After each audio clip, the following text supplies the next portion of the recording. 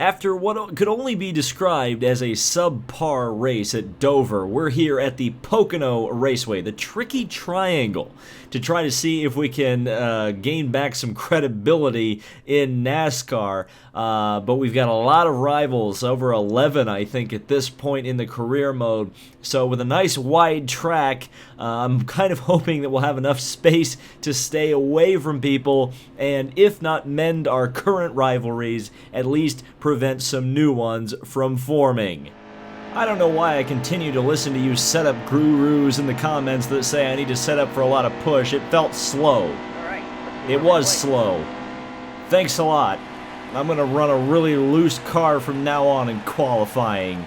Well, regardless, we're gonna get going here. How far down? Oh boy, we were well in the 50-second bracket, weren't we? Oh boy, that was terrible. Well, let's give it over to PRN and hope we can salvage this train wreck.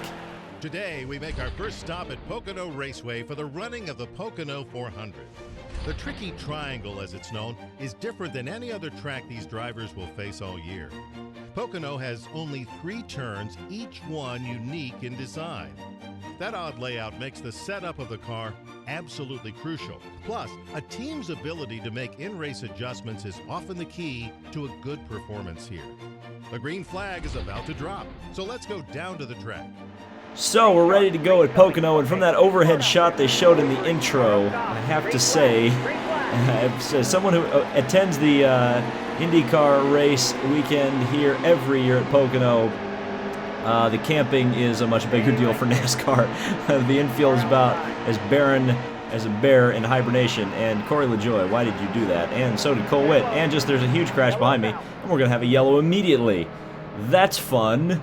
I think there was some rival action going on there in turn 1, but regardless, we're going to get back to the green here and hopefully be able to clear some of the more angry rivals before we get to turn 1 here on the restart. I loosened the car up significantly. Well, not significantly, but I added some tape to the grill, took some wedge out of it, and that will hopefully help with the cornering speed. I was really struggling in qualifying, being able to maintain speed in the corners and still getting just shoved down below the yellow line. Can we make it through turn 1? We can, but McDowell is upset with me. Is he mad because I called him Old McDowell in the NASCAR 15 video? Possibly. We'll see as we get down to turn 2. Stenhouse was not going to be very kind either, so we just put him in the wall, probably going to bring out a yellow. Yep. Well, at least it's not the truck race. We've actually been able to run a couple cautions in a stage and not have the stage just immediately come to an end. But I'm a little bit worried about the everybody up in front of me here. Let's find out as we go into the restart. And we've got to get around McDowell, no doubt about it. This is something that's absolutely necessary, which I do. I know David Reagan's another rival, so is Jamie McFlurry, so we need to get around David Reagan as quickly as possible. Otherwise, he's going to put me right into the fence. And David Reagan just shoved me into A.J. Allmendinger. So that's not going to help my happy bar with A.J. Allmendinger either. But okay, we're drafting with McFlurry now, and that's concerning me because, of course, McFlurry... Whoa, almost contact between Menard. Well, there was contact between Menard and Boyer, but it was almost a wreck between Menard and Boyer. But we held it all together, almost making contact with Suarez. We're already halfway through the field. I guess I've wrecked and smashed my way up here, but hey, you know what? Rubbin's racing, boys, even at a 2.5-mile super speedway. Okay, let's see if we can work around the outside of Paul Menard here in turn 3. Can't quite clear him right now. Diving down to the inside, cutting Danica Patrick off, but oh well. She wasn't going to the front anyway. Let's get underneath Clint Boyer and Austin Dillon. Well, Boyer's going to take a swipe at me. Well over 200 miles an hour into turn 1, getting a bit of a push in the center, and that's going to allow Austin Dillon back to the inside, but we'll cut him off there and hold him off for now as we get in behind McFlurry, who's still not gotten passed by me yet, which is fairly interesting. So good job, McFlurry. You did it. You managed to not get passed by me. So 0.3 of a second behind McFlurry. Almirola just out in front. And I'll lift off the loud pedal, hard on the accelerator, get a little bit of curb right there, kind of wash out to the wall, but it's okay. Holding on to it right now. Going to get a draft off McFlurry. Best lap ever to 52, which the pole time was a 49, so we're not quite there yet as I slide into turn 1, get door Almirola just a little bit. I guess I drafted him a little bit. So I'm going to have to get a draft off of Blaney here, but that's going to help me because the Smithfield has no help, which is good. Blaney, I'm going to have to dive bomb you. Hello, bye-bye. And I'm going to see you again because I got punished for my dive bomb, which wasn't the smartest idea in the entire world, so I may have just screwed my draft down the main straightaway here. Let's see. As I get on the throttle right next to the yellow line, car washing out just a little bit, and now coming down the main straightaway once again. Going to have a nice tow off of McFlurry down the main straightaway as we got 2 laps to go on the stage. Could get some stage points here, well over 200 miles an hour.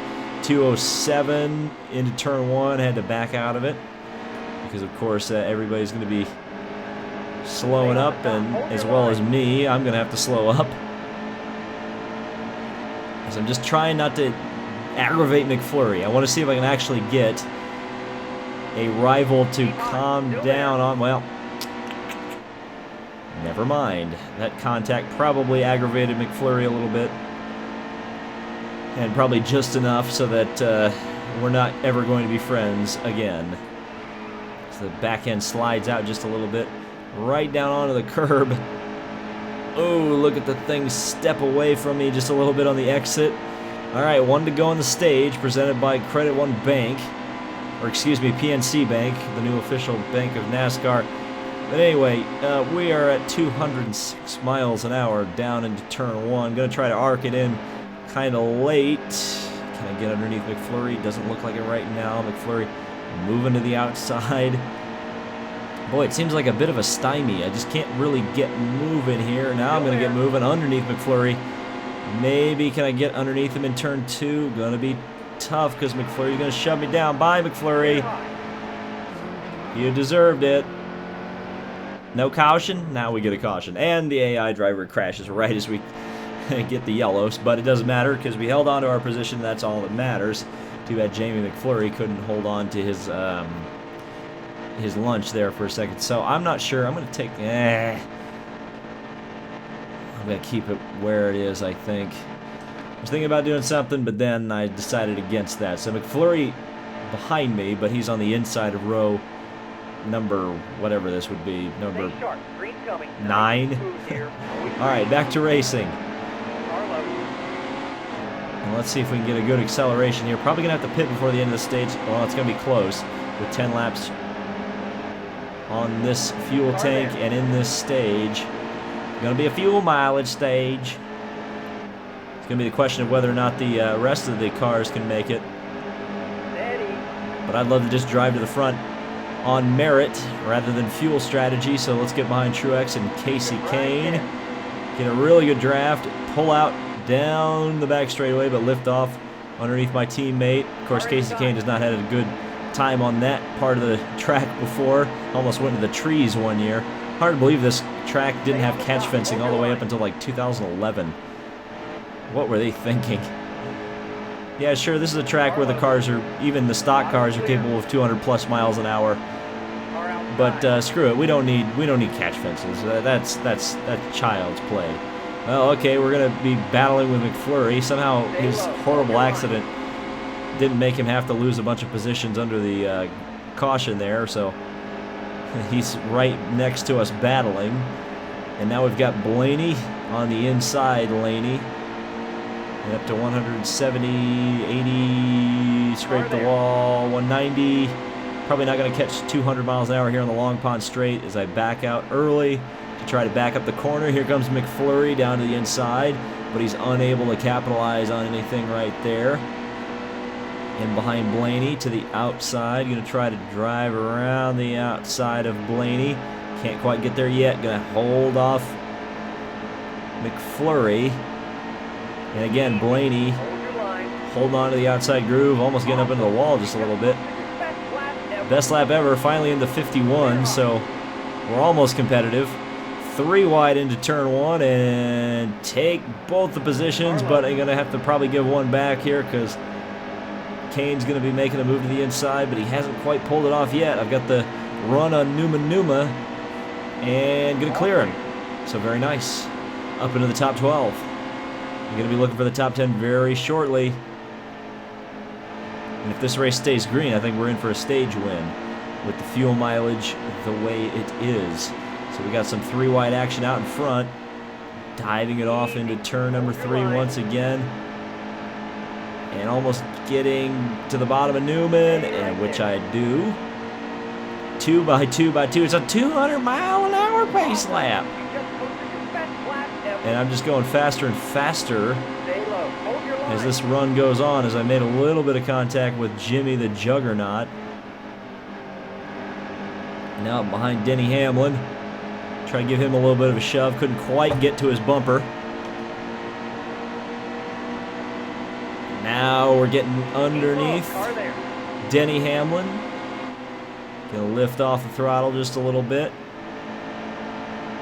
Make a little bit of contact. Sure, why not? We'll use him up. Denny's used some people up in the past, so I don't feel too terribly bad about it. Lifting off the gas once again. Kurt Busch looking to the inside. Denny Hamlin. Oh, that's 3 wide in turn 3 at Pocono. This usually doesn't work all that well, but we're hanging on to the thing right now. They're 3 wide out in front, and Denny Hamlin is sprinting down the main straightaway. But now we'll get a bit of a side draft. 205 miles an hour on the way in. Woo! Just a little bit of contact. Just a little bit. The car pushing up. This is going to allow Hamlin at least through on the inside, and Kurt Busch as well, and Jimmy the Juggernaut, and Ryan Numa. Everybody got through because I had I'm just blocking everybody and causing all sorts of trouble for my rear end in more of the ways than one. So now I've got to try to re-establish something here, as I've got 5 laps to go on my fuel, 5 to go in the stage. That should mean I'm pretty good to go to the end, but we'll see how it all works out. Going down the main straightaway once again. Kasey Kahne not really getting the run on me, thankfully. Fuel tank's still looking good, so hopefully the rest of the field will have to come in, and then I can benefit here. Of course, I'm not even in stage point position right now, which is a bit disappointing. But I think I can get back up to the back of Jimmy the Juggernaut, as long as Mr. Kahne doesn't have anything to say about that. It looks like he kind of stalls out in the straightaway, probably because he slammed into the back of me and killed his front aerodynamics, but you know how it goes. It's kind of funny, the rear damage on my car has kind of helped, I think, the car turning a little bit, so I guess on the stage caution stop I might be trying to take some wedge out of it, loosen it up a little bit. But we'll see how this all goes. I still don't see any cars in the pits, and nobody peeled off from the front pack, so as we hit the halfway mark of the race, still got nothing going on in terms of whether or not the strategy is going to play out at all. Not even a question of whether or not it's going to play out in my favor, as I'm still just holding my ground from Kasey Kahne. Haven't quite gotten to the back of the rest of the field until Denny Hamlin struggled, had trouble, falls back, and, well, he's looking like he may cause a crash because he's broken down. I had to avoid him, and somehow Kasey Kahne, despite running into the back of him, has managed to get to my rear bumper. So now I've got to try to hold off Kahne. And here come the pit stops, as if on cue. So now, here we go. Now another question is going to be, are these cars going to get lapped when I go by them? I certainly would like it if I could lap them, but it's possible that in 2.5 miles you can pit under the green flag in the stage and not be penalized for it, in the sense that you lose a lap and thus don't have any track position once the race goes back to green. But we've got Blaney looking to the inside, down the Long Pond Straight and into turn 2, diving it off in there, trying to keep a low line, but getting some push on the exit. Blaney going to give me a shove as we got 2 laps to go in our tank. Should be coming up to 2 laps to go in the stage. This car coming way out next to the wall. Definitely a tight condition, so yeah, definitely going to have to take some wedge out of it before the end of the race, and certainly probably at the end of the stage when I get the kind of freebie pit stop. So it looks like guidance counselor Brad is leading the race right now. And we just hit 1 lap to go on the fuel. This is giving me shades of the truck series. Oh dear. Well, to get a stage win, I've done this before. Absolutely run the car out of gas to get to the end. It's going to be close. It's going to be really close. So I'm going to lift the whole way through the middle part of turn 3 on the throttle down the main straightaway once again. Well, we're going to see. We're going to take the white flag and the lead here in stage numero dos. And just roll it into turn 1. Save as much fuel as possible. Get the drive off of the corner, which isn't too bad. Seeing some lap traffic just out in front. 0 laps. Uh-oh. There it goes, starting to cough. Starting to sputter. Can I make it all the way? Oh God, I wish I had a clutch right now. I really wish I had a clutch. Oh no. Well, I'm going to take a bit of a cheater line here. I believe you can do this if you're running out of fuel. At Pocono. Oh no. No. Oh, I got a penalty. Well, that may help with my fuel saving a little bit. No, it didn't. Because my car is completely out of gas. Now I'm getting passed by everybody. As more cars come into the pits. The car ahead is pitting. You'll be placed back on the racetrack in 3 seconds. Well, can we wait? Never mind. Oh, it gave me full power for just a split second. We still haven't had 10 cars cross the finish line yet. I'm in 18th place, but nobody's crossed the 21st. Well, we now know we can't make it to the end of a stage. Hendrick Motorsports had a good time right there. All 4 of them right in a row. So there's going to be some pit stops here, and I'm not sure what's going to happen as McFlurry hits me after the caution has come out. So let's loosen up the car a little bit. Go to 46.8, and I think the rest of that looks pretty good. So now we just got to wait for the green flag to come back out to finish to start the final stage of the race and restarting in 39th place, because of course we are. We were the last of the cars that had to come into the pits. And of course we've got a lot of rivals back here. So I'm going to dive all the way to the inside. I'm going to dive all the way to the outside, give Elliott Sadler a little bit of a shove. I'm going to try to pass him on the outside. I think that's the way this is going to have to be done. So all these rivals are not going to let me go by on the inside. That's too easy. And actually that wasn't too bad. Despite the fact that I gave DJ Kennington a little bit too much of the cage rattling. And it didn't really work all that well anyway, because I got shoved up into the outside wall by friggin' Jeffrey Earnhardt. So never mind. That was a good idea that didn't work out. So now I've got to try to get back up into the front. So we've got 12 laps to go, and obviously we're not going to be able to make it to the end, even if we tried this time. But now we know what the fuel mileage is absolutely 100% set in stone. And I know, you know, I can take a splash and dash at the end, and that should get me to the end of the race. We've got 12 laps to go now, 9 laps in the fuel tank. So yeah, splash should be good. Half can of fuel should get it done. As I give Elliott Sadler a shove for absolutely no reason. So I get behind him down the Long Pond straight. We'll try to pass him on the... Well, I was going to pass him on the outside.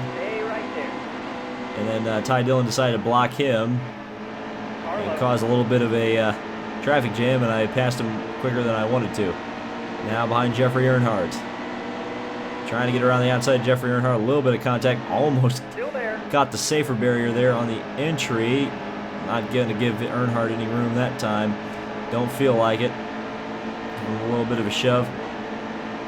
You know, if Dale Jr.'s car says Dale Jr. on the back of it, why do they need to specify J. Earnhardt on the back of Jeffrey's car? Seems a bit redundant. But anyway, well, the back markers are starting to lose their back half of the field, so I need to get going here because this is going to get ridiculous. Still, I can't clear Jeffrey Earnhardt. Come on. Come on. He's got the draft and I don't, which is causing all sorts of trouble. Alright, can I drive around the outside of him? I'm in a 5-star car and I can't drive around the outside of Jeffrey Earnhardt. That time I do. That time I do, so it's all good. Now trying to get around the outside of these folks. I know Cole Witt's a rival. E.J. Kennington's probably well on his way to becoming a rival, though I gave him a good shove down the inside. Are we going to go 4 wide at Pocono? Sure, why not? The straightaway is mighty long enough for it. Thanks, DJ. Thanks, DJ. Thanks, DJ. Thanks, DJ. Well, this is ridiculous. That was interesting. I'm not sure how that happened or worked out in my favor. Just drive into him. Oh, he's going to lose it. Oh, that's going to be... Wow, that's a huge crash. Well, at least that brought out the yellow. We've got 10 laps remaining.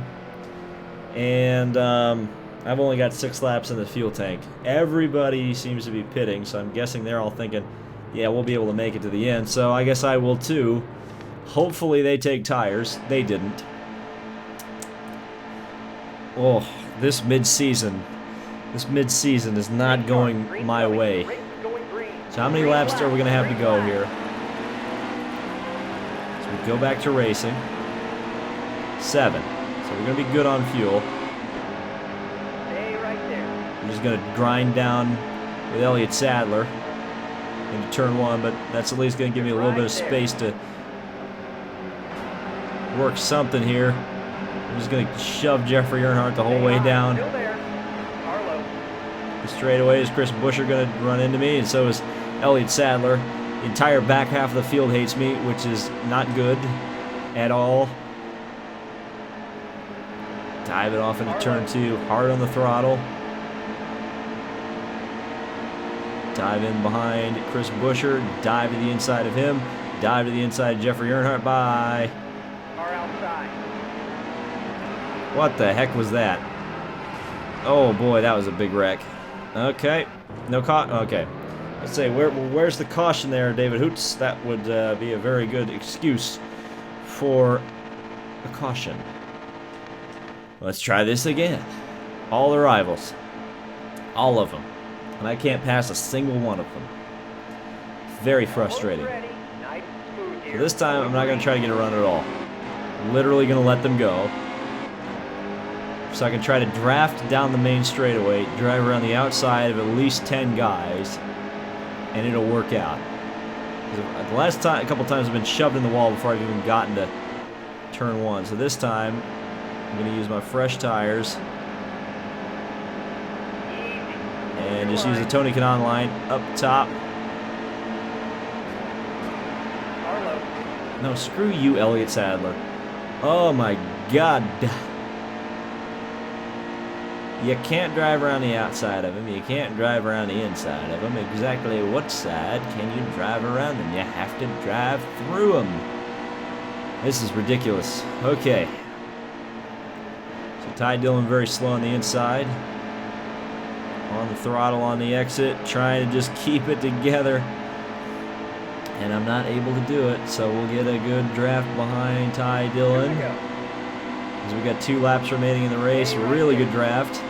Drive around the outside of him. Drive around the outside of Elliott Sadler. Fingers crossed on that one. Look at the speed I carried through the center of the corner.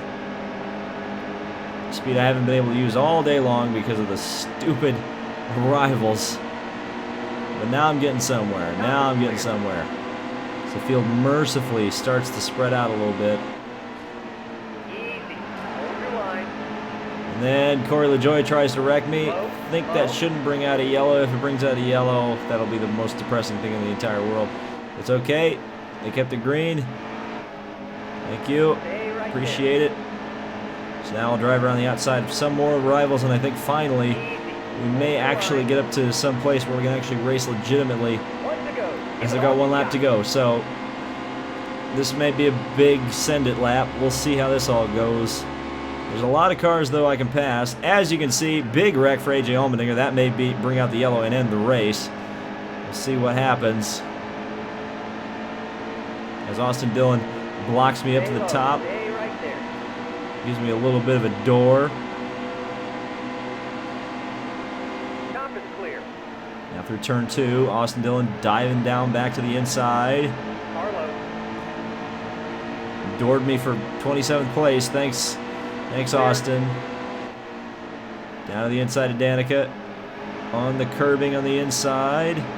Driving to the outside. Can we get to top 25? I don't think we're going to be able to do it. Oh, maybe. Yeah, top 25, baby. That's how you do it right there. That's how you be absolutely mediocre in NASCAR Heat 2. This is truly the Dale Jr. simulator. 25th. That was a hard-fought 25th. Ironically, the race was also just about 25 minutes. Kyle Larson gets the win, so good job, Senpai. Got in the chase, even though you already had a win this season.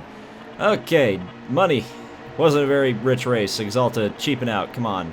Hendrick Motorsports paid me more than you paid me for my 25th place finish.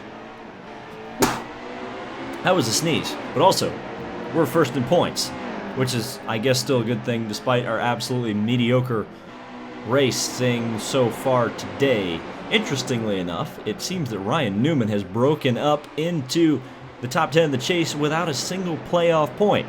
How does that work? I have no idea. Okay, well, that incentive contract's never going to get done. I'm never going to get paid, ever. Going to be living on food stamps, driving a top-level cup ride. And we're on to Michigan next, which ironically has no trash talk on Twitter. I guess everyone's just accepted it. Michigan, I'm not sure how this is going to go. It could be an absolute shambles, or it could be a decent race. I'm not sure. That's why you should tune in and find out in the next video.